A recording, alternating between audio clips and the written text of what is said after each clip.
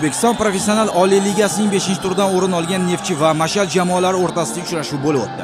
Ayni vaqtda turnir jadvalida 4 va 5-o'rinlarni egallab turgan ikki jamoa ishtirokidagi uchrashuvni barcha farg'onaliklar kutayotgan edi. Boisi birinchidan o'yin shiddatli va g'oyat chiroyli o'tishi va ikkinchidan bahs yangi Istiqlol stadionida o'tayotganligi ham muxlislar orasida bu bahsga bo'lgan qiziqishni 2 barobarga oshirgan edi.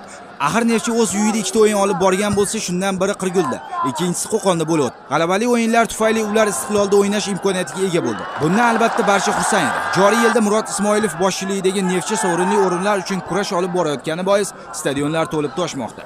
Umuman olganda yomon natijalarni qayd etgan vaqtlarda ham farg'onalik ishqibozlar suyukli jamoasini yolg'izlatib qo'ymaganini yaxshi bilamiz. Mashal esa yoshlarni tarbiyalashda respublikamizdagi eng ilg'or akademiyaga ega ekanligini ko'pchilik juda yaxshi biladi. Shu kuni yomg'ir yog'ganiga qaramasdan stadionga 10 mingdan ziyod muxlis tashrif buyurdi. Xullas, dastlabki daqiqalardan hujumga zo'r bergan Neftchi hisobni ochish uchun bir qator imkoniyatlarga ega bo'ldi. Biroq to'p darvozaga kirishni xohlamadi.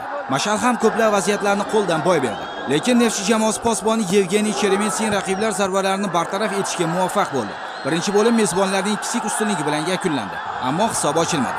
Ikkinchi bo'limda Neftchi tarkibida o'zgarishlar amalga oshirildi. Dastavval Akmal Xolmatov maydonga tushirildi. Uning asosiy tarkibga qo'shilishi o'z samarasini berdi. Bundan asabiylasha boshlagan Mashal chorasi qolib ketdi va ular hatto 55-daqiqadan boshlab 10 kishi bo'lib o'ynashga majbur bo'ldi. Bu esa albatta Neftchiga biroz bo'lsa-da qo'l keldi.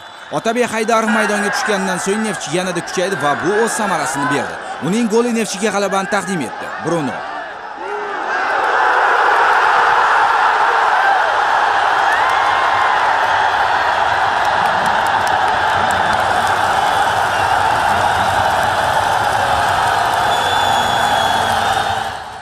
shuncha mana yangi stadionimizda juda ajoyib muhtasham o'yingohim Istiqlol stadionida shuncha tomoshabinlarimizni xursand qilganimizdan biz ham xursandmiz. Bu o'yinga alohida tayyorgarlik ko'rgandik, chunki Mashal jamoasi mana juda kuchli Olmaliq jamoasini o'z uyida yengib, katta baland ruhiyat bilan bizni Farg'onamizga tashrif buyurgandi. Bularda katta ishtiyoq bor edi, jamoasi kuchli. Men o'zim Metallurg bilan o'yindan keyin o'zim shaxsan borib Mashal jamoasining o'yinini jonli o'sha yerda ko'rib o'rganib keldim.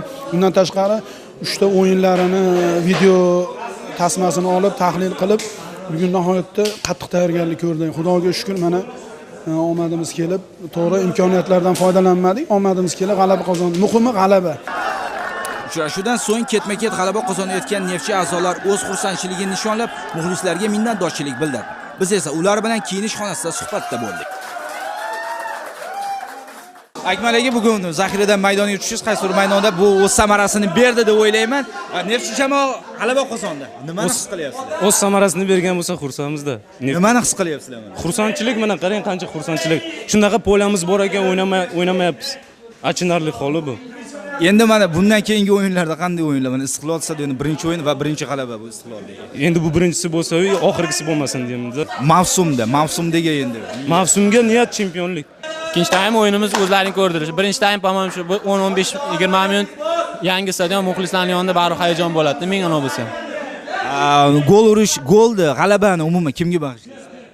Umuman butun o'zimiz muxlislarga, Farg'ona muxlislariga, albatta futbol muxlislari uchun, muxlislar uchun o'ynaymiz.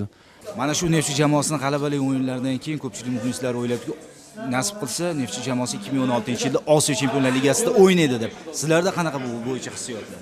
Biz xudo xolasa yaxshi o'yin ko'rsatib, so'rovli o'rinlar qo'lga kiritamiz. Xudo xolasa Osiyo Chempionlar Ligasida o'ynaymiz bu yil. Maqsadimiz jiddiy. Ayni vaqtda Neftchi jamoasi 11 ochko bilan 3-o'rinda bormoqda. Eslatib o'tamiz, 6-tur uchrashuv 25-aprel kuni Istiqlol stadionida bo'lib o'tadi. Unda Neftchi Jizzaxning Sog'diyona klubini qabul qiladi. Shunday ekan, Farg'ona ahli Neftchi jamoasini qo'llab-quvvatlashda davom etib, g'alabali o'yinlarni taqdim etishda katta hissasini qo'shsa, nasib etsa 2015-yilda Neftchi sovrinli o'rinlardan birini egallaydi. Jamshid Qozakbarov, Rustam Abdullajonov, Istiqlol stadionidan Ruxsor telekanali uchun.